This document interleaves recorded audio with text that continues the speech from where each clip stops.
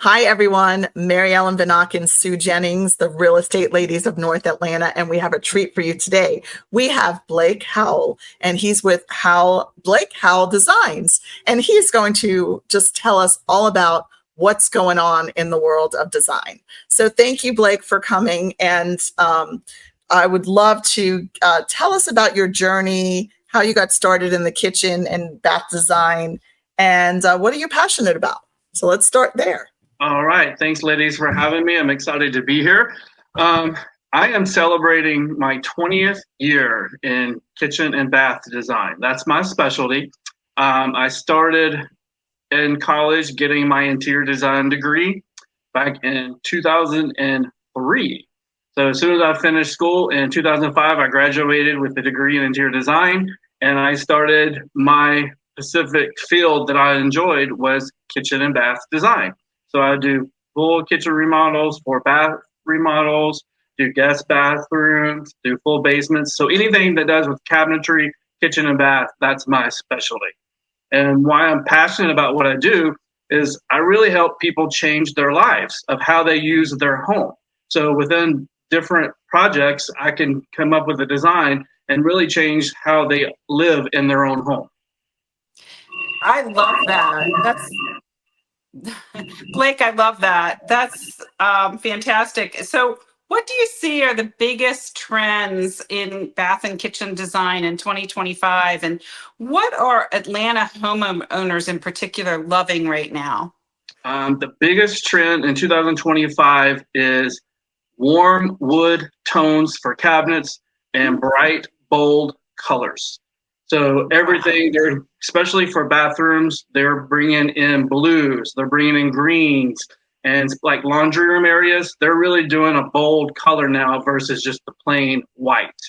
And what I'm seeing in Atlanta is, again, everyone is getting away from the white and grays. They're bringing in the warm tones, the terracotta, the blues, the greens, and everyone's really doing what they want for their own personality of their home. Excellent, excellent. That is great. So, how has technology changed the way kitchens are designed or functioned in recent years? Because I think this is a great question. This is a fun topic because every year something is changing with technology. Now there's technology to where you can charge your cell phone on your kitchen countertop. You can actually download an app with certain appliances that you can preheat your oven when you're leaving work, and it will be ready to go when you arrive at home. And then also the different lighting technologies where you can do the LED light strips, can change colors, change the different color tones.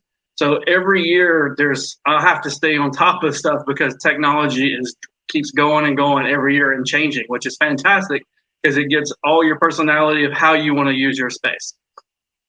So, Blake, with all of that, what fads are on the way out?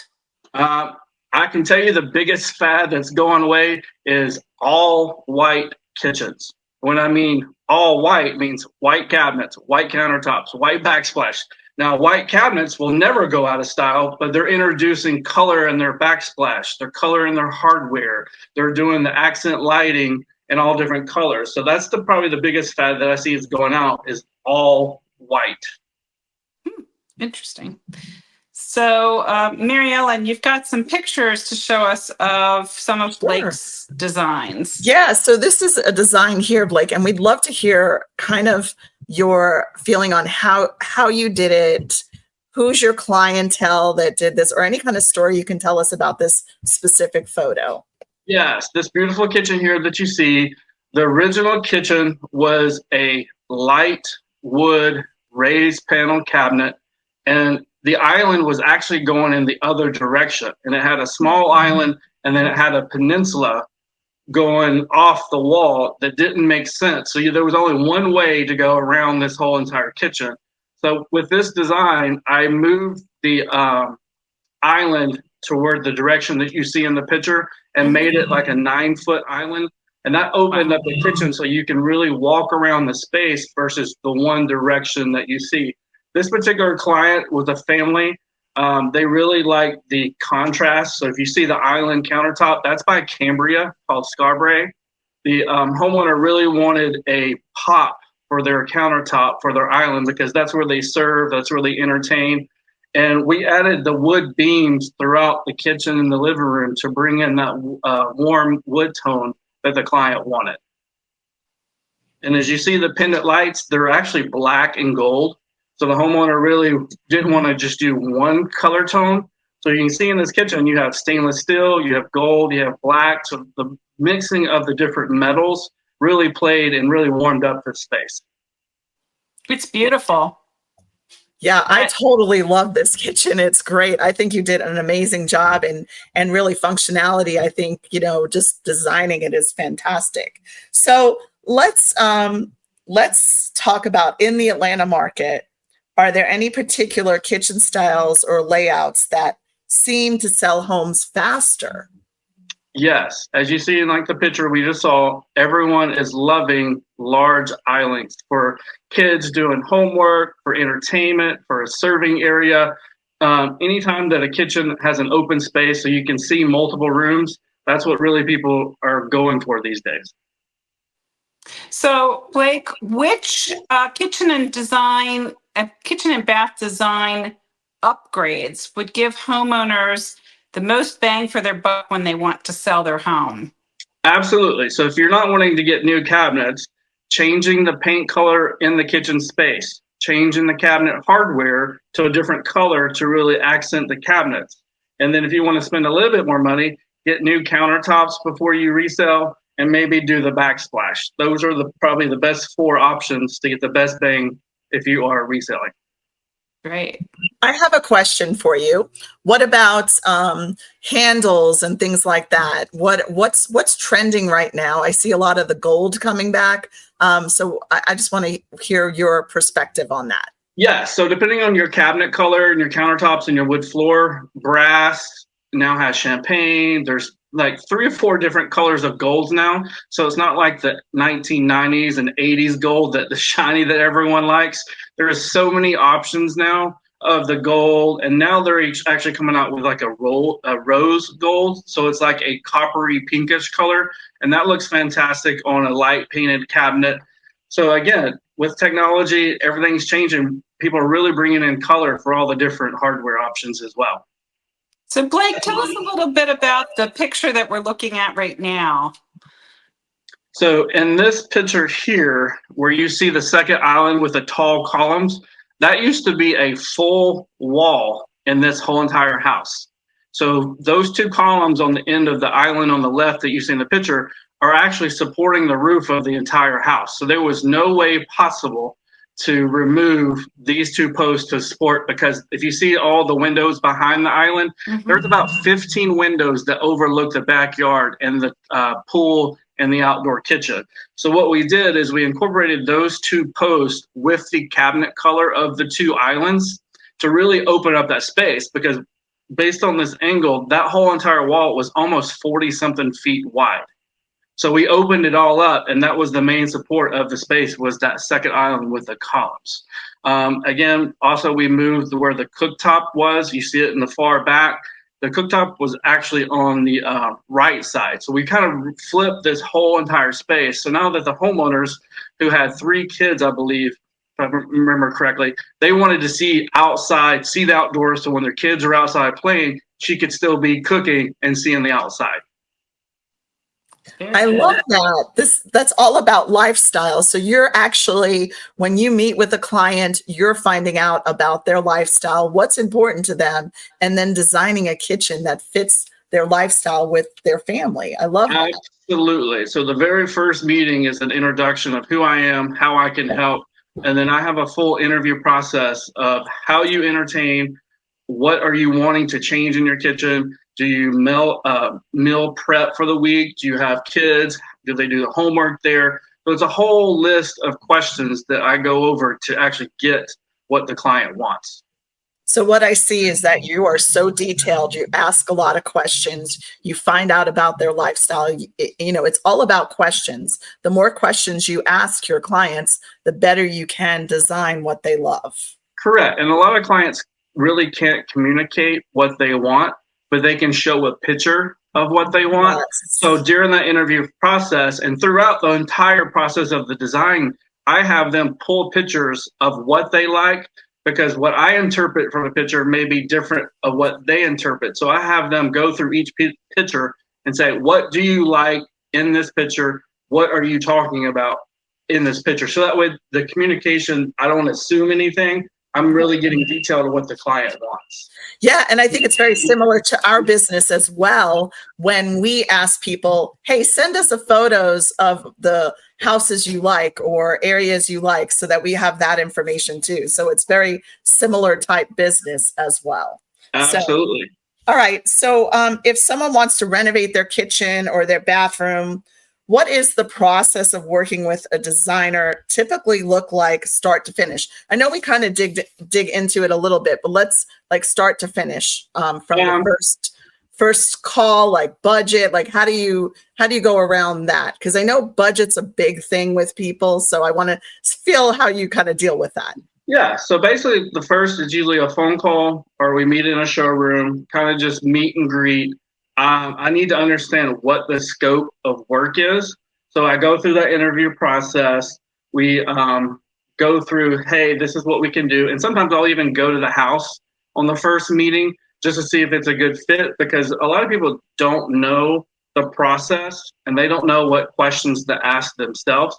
So when I see their space, I can help them go through the process and really give them answers that they probably don't even know that they need. So once they want to move forward, I usually take a design fee for the design, and that covers the design, do all the revisions, shopping for picking out the product, cabinets, backsplash, hardware. So soup to nuts, the entire thing that needs for that space. Then once we have the design done, that's when we introduce contractors. So there's several different ways to introduce contractors. Some clients that call me already have a contractor in mind, and some contractors do not have a contractor. So I have a Rolodex of people that I can refer to them based on where they live, what the scope of work is, and we go through that. Now, once that gets done, my goal is to have the total cost of the project done before anything is ordered, meaning you know your design, you know your product cost, and then also you know your labor costs from the contractor to do all the work. So before you sign the contract, you know what the total budget will be. So Blake, let's step back for a minute talking about when you first meet the client.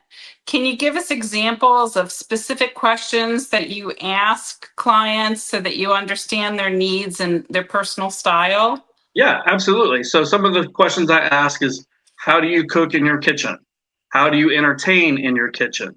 If it's a family, how many people are in the kitchen at one time? Because with different schedules, you may need an open floor plan with multiple people entertaining at a time. Some of the other questions is, what type of appliances do you like to cook with?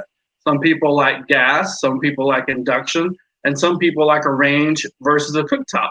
Now, with certain clientele, we call it aging in place. So we give that information. So you wouldn't put a range in a kitchen if someone was aging in place, because you'll be bending over so much. So we might go for a double oven microwave combo with a cooktop. So again, that's some of the questions that we go through during the interview process. And then sometimes people don't know the difference between quartz, natural stone, and all those things affect the budget throughout. So I kind of like get all that information from the clients. Great. I love that. So my question to you, I just have a question before we go on to the next question. So if someone wanted to meet with you, is there a consult fee? Like, how would someone meet up with you? And is there a consulting fee like when you first meet, or how does that work with you? Typically, I make the first phone call and we can spend time asking questions. And then I work out of a showroom in Johns Creek. They can come into the showroom and see me, and that would be the first thing.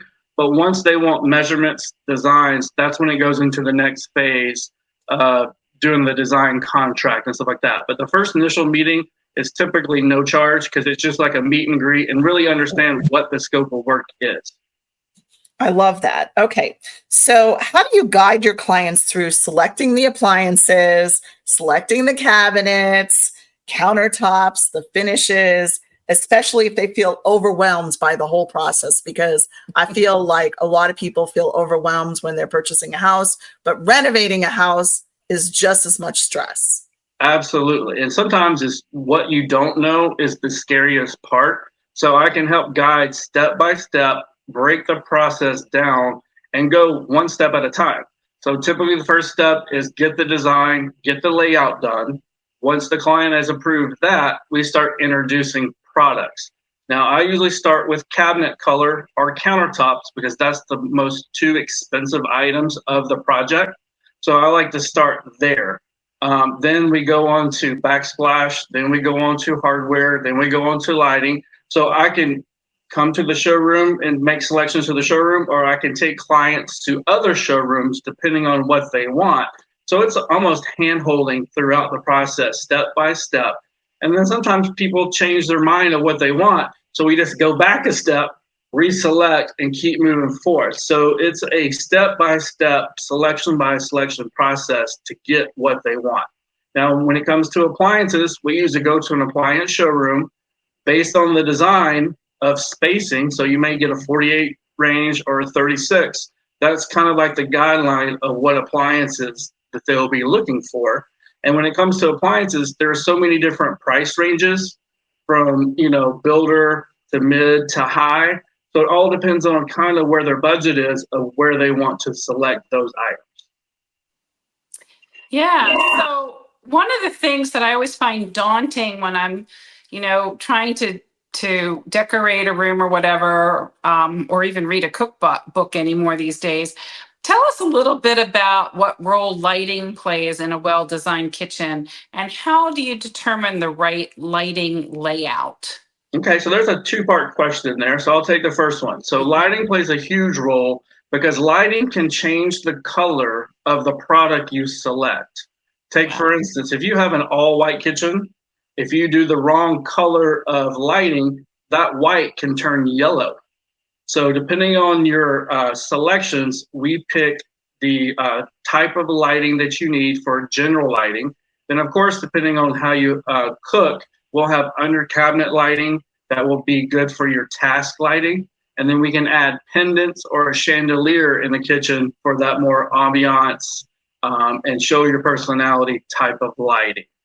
And then when we go through the process of laying out the can lights, how I operate is once the kitchen space, if we're doing a kitchen, is demoed, we actually tape out the cabinet layout on the floor. And then I typically have a meeting with the homeowner, the contractor, and the electrician, and we actually all walk the space together and we lay out where we want the can lights based on the measurements of the cabinets and the room space. So while you're standing there, the client can really say, hey, I want 3 cans on this walkway. I want 4 on this.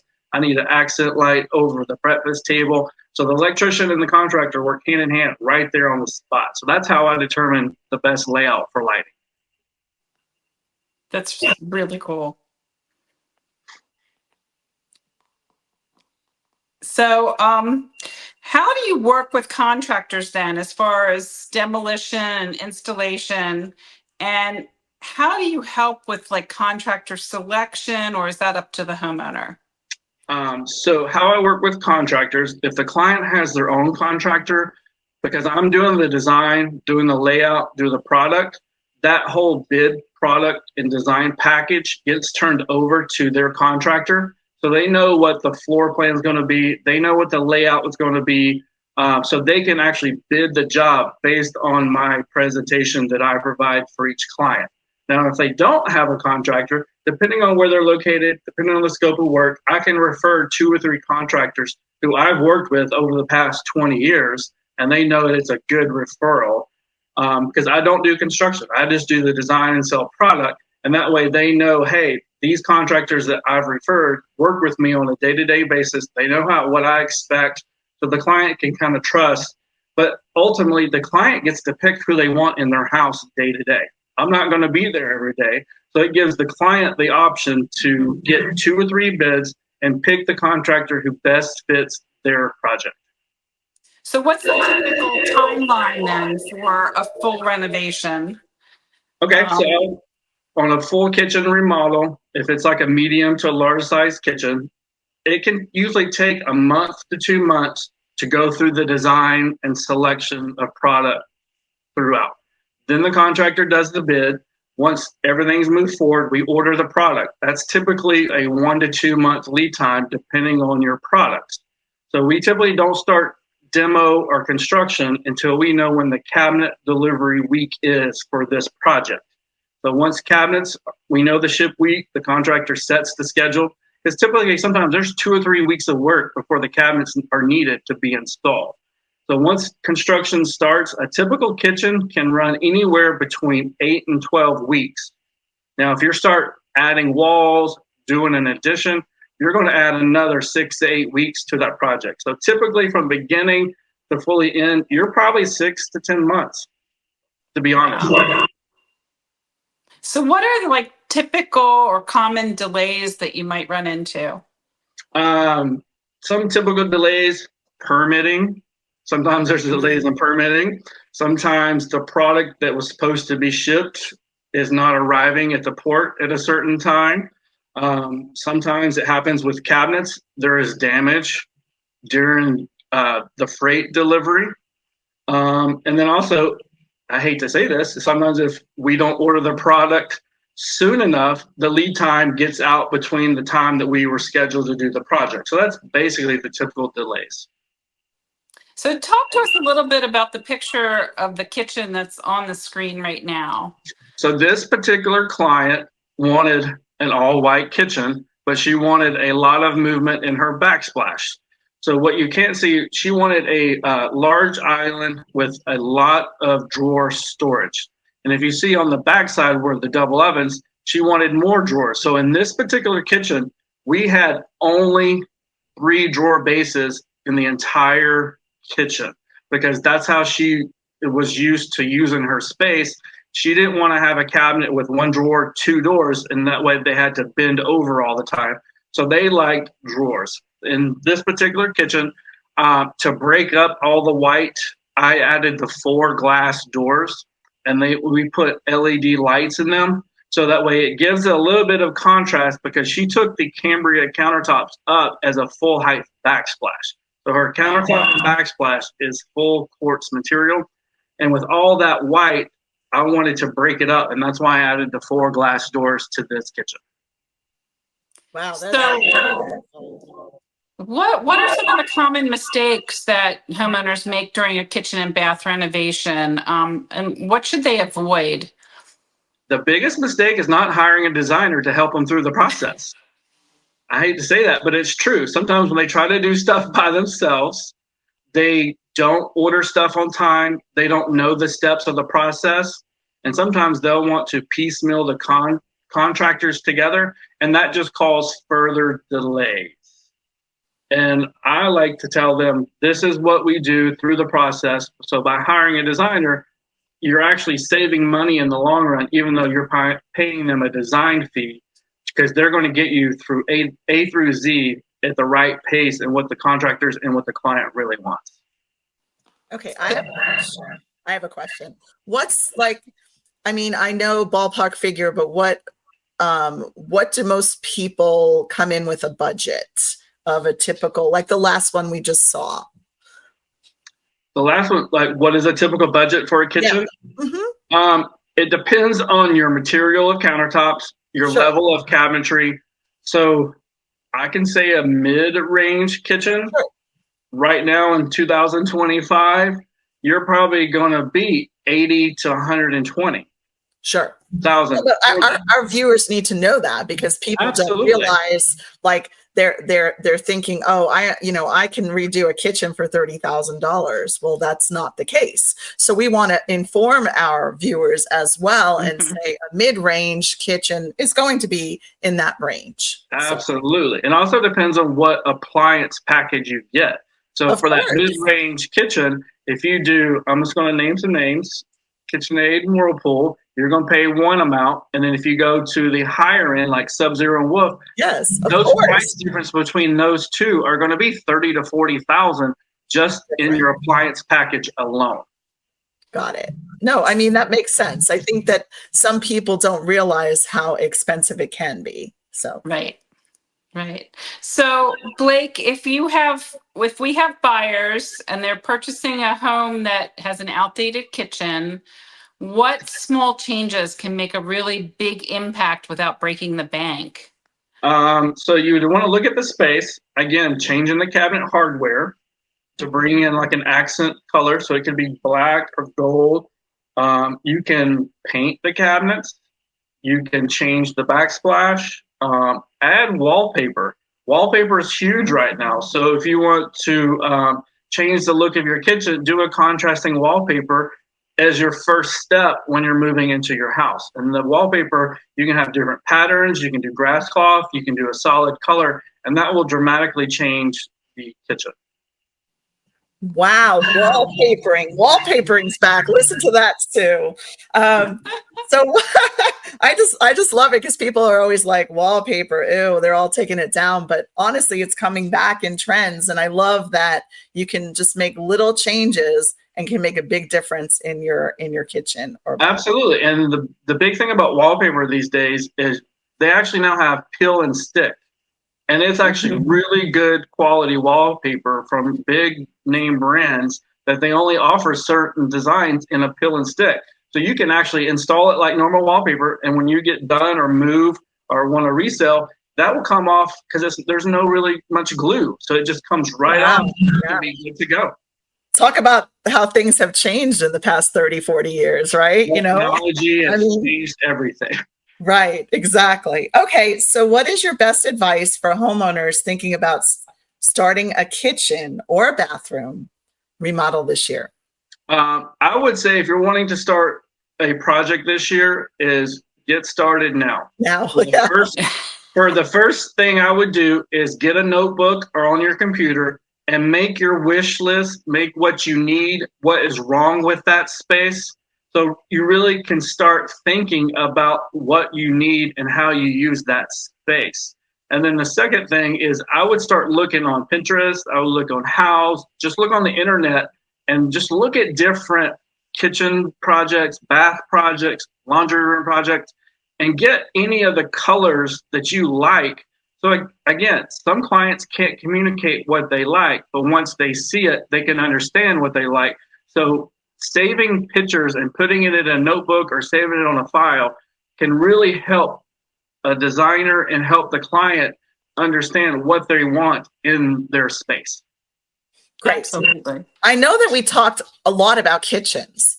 Tell us some stuff about bathrooms. What's trending right now in bathrooms, and what are people spending on bathrooms right now? Ballpark figure. Bathrooms, everyone loves a spa retreat. Yes. It being 2025, kids, family, work, stress levels are high. So they want to come home, have a great bathroom so where they can kick back and relax. Some of the cool things in a bathroom is spa-like walk-in showers, body jets, rain showers.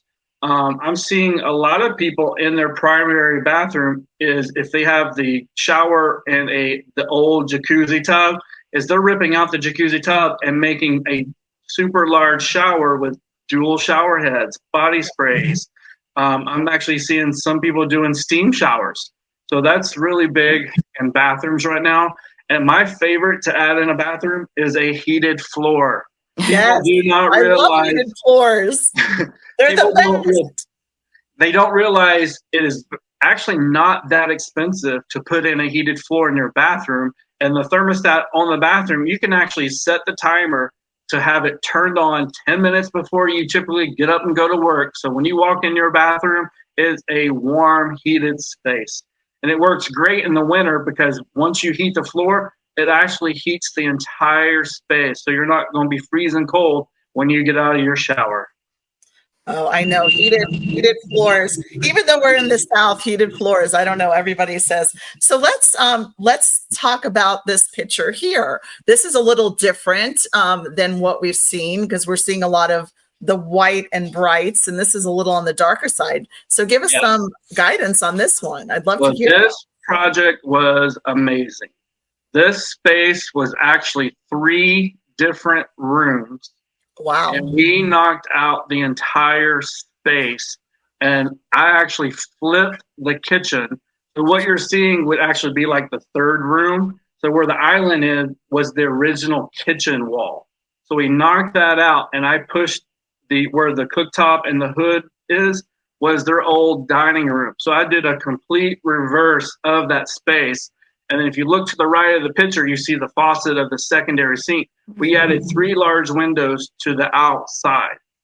This client they loved green. So we did a green glass backsplash. The raised bar of the island is actually a sheet of copper. And we did a hammered metal edge around it to put it on top. And then, of course, we introduced the dark cabinetry. For the cabinet on the left is a full pull-up door that you can put your cell phones, your keys. You got the pantry in the middle, and then your Sub-Zero fridge at the end. So this client wanted all color, different wood tones, and just make it almost kind of like an eclectic, rustic space. What about the lights here? So those are pendant lights. They just wanted like a tall cylinder light that you could see through and not take away from the cabinets and not take away, because the ceiling height is only 8 foot. So we didn't want to have any of the pendants hanging down and to really block your view of the space. Fantastic. So we let's just talk.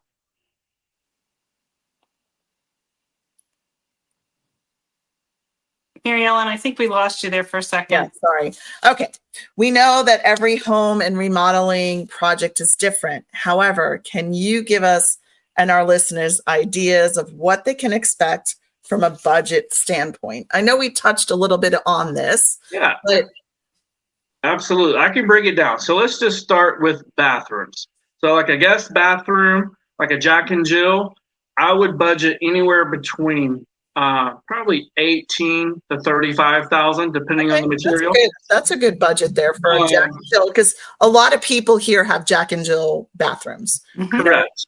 Okay. So when you go to a primary bath, depending on where the house is located, you get some baths that are only 150 square feet, and then you get some houses in Johns Creek and Roswell where they're about 400 square feet. So those primary baths, the budgets can be completely different for the same thing. So typically bathrooms, I'm seeing anywhere for a primary bath, you're probably looking at 60 to 90,000, depending on time construction, tile, and the bigger the bathroom, the more tile you have to put in. So even though you're doing a lower price per square foot, it's just the volume, because some of these showers can require 150 square feet of tile, and some of the bathroom floors need 300 square feet. I'm just doing one right now that the bathroom floor is 210 square feet of bathroom tile. So it's just a huge space, so that runs the gamut. And when it comes to kitchen, like if you're doing a condo or loft that's like under 100 square feet, you're probably going to spend 25 to 30 for that kitchen. And like I said before, mid-range, you're probably going to be 60 to 80. And then some of the higher ends, if you're doing higher end product, you can spend up to 300,000 for a huge kitchen. So it all depends on the size of your space, your selections, meaning cabinets, countertops, appliance package. So that one space, you can have a $60,000 swing just on product selection alone. So Blake, I've got one more question for you about other types of design work that you do. Do you also design pantries or maybe master bedroom closets, things like that? Absolutely. I do full basement design. I do laundry rooms. I do pantries. I do primary closets, because that's all incorporated in your bathroom space, your basement space. Basements are really big right now because people are not moving. And if they do, they want to finish out their basement that's all the way down to the studs. So they'll build out their basement, make it a guest bedroom, make it a kitchenette, making it a playroom. So there's so many options. So yes, I do all types of design when it comes to cabinetry and everything like that. So I have a question. What about laundry rooms? I want to know what's in it with laundry rooms, because that seems to be a hot topic too right now. Absolutely. So when it comes to the laundry room, you're seeing people put all types of color, all types of tile patterns on the laundry room floor, because who loves doing laundry? So if you're having to do laundry, make it your own personality, make it worth going into that space. I'm doing one now that is a bright blue that had like a star design tile with gold hardware, because the client was like, if I'm going to do laundry all day with my kids, I want my laundry room to look great. So she really just didn't do the basic white. She wanted to introduce color. A lot of people are putting tile behind the washer and dryer with hanging and stuff. So when you're hanging up wet clothes, it's not getting wet on the sheetrock. So they're actually tiling, doing a full height backsplash with tile. And once again, you can add your personality, doing a herringbone, doing a picket. So really bringing in your personality in that laundry room space. Very cool. So do we have any other pictures of Blake's kitchens? I think I only did 4. Mary Ellen, we can't hear you. I just wanted to see, are there anything else that we did not discuss that you'd like our viewers to know? I think what people don't understand is, yes, a remodel can be challenging, but challenge yourself to make it fun. This is where you're going to live. This is where you're going to entertain. This is how you're going to live your life. So don't be so have the project be so overwhelming or daunting. Try to bring the joy and the fun throughout the process. Things do happen during construction. It's how people respond to those issues is what makes it a great process. So again, like I said before, call me, hire me. I'll make sure the project is not done. Call me. No, I totally understand that. And I think people should understand that they need a professional, just like when they're buying a house or selling a house, they need a professional that knows what they're doing, can connect them with the right people and get the job done in a timely manner. So, absolutely. So I definitely appreciate that. So thank you so much for being on our podcast. We really enjoyed speaking with you. And Sue, you have any other questions for Blake? No, I just, want to thank Blake for his time and for, answering all of our questions today. So Blake, tell us your phone number. What's the best way to reach you? All right. You can reach me at 404-538-3670. Okay, fantastic. So give Blake a call. You always can reach out to the Real Estate Ladies of North Atlanta and we can connect you with Blake. Thank you so much. And you guys have a wonderful day. Thank you again. Thanks.